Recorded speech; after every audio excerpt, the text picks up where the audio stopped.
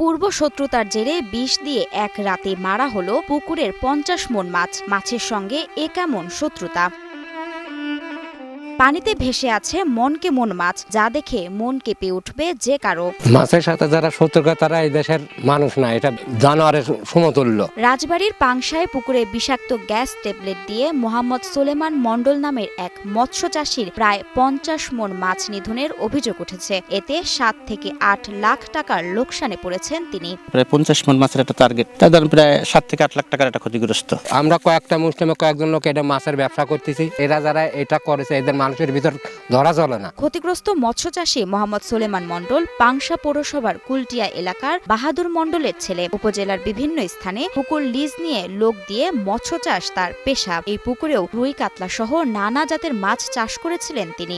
মাছ ছিল রুই, কাতলা, মিরকে, তারপরে আপনার দেশি কিছু মাছ ছিল, আপনার জিএল, শোল, বোয়াল মাছ, কিছু আইড মাছের পোনা ছাড়া ছিল। মানে যাক, আমি এটা চাষ করবো বিধায় শখ করে এইগুলো মাছগুলো কিনে কিনে বিভিন্ন জায়গা থেকে নিয়ে এসে সংগ্রহ করে এখানে রাখছিলাম। ২ লাখ টাকায় লিজ নেয়া পুকুরে গত ৫ মাস আগে ২৭.৫ মণ মাছ ছাড়েন সোলেমান। তবে প্রথম থেকেই মাছ চাষে বাধার মুখে পড়েন তিনি। আর এই পুকুরটায় মাছ ছিল আপনার ছাড়া ছিল আজ থেকে ৫ মাস আগে ২৭ মণ ৩৮ কেজি। এই পুকুরটা আমি মাছ ছাড়ছি আজকে বিগত ৫ মাস।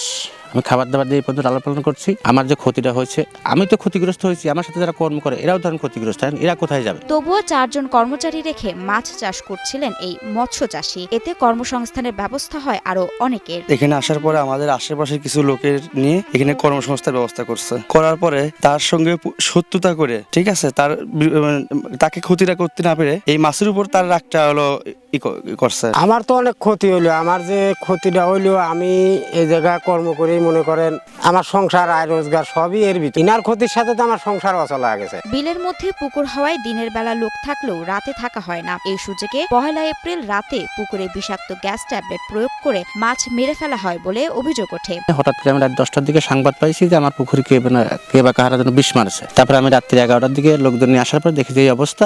আওয়ামী লীগের কিছু সন্ত্রাসী বাহিনী আছে এই সরিষা ইউনিয়নে, এরা শত্রুতা করে আমার এই মাছটা বিষ মারি ফেলা দিয়েছে। লাখ লাখ টাকার লোকসানে থাকা সোলেমান আবার ঘুরে দাঁড়াতে প্রশাসনের কাছে সাহায্যের আবেদন করেন। প্রশাসনের কাছে আমার দাবি, আমার এই জিনিসটা তারা যেন আমলে নেয়, প্লাস তারা যেন আমার দিকে একটু সুদৃষ্টি তাকায়, যাতে আমি এই প্রতিষ্ঠানটা আবার দাঁড়া করতে পারি। যারা এই অমানবিক কাজের সাথে জড়িত তাদের উপযুক্ত শাস্তির দাবি করেন এলাকাবাসী।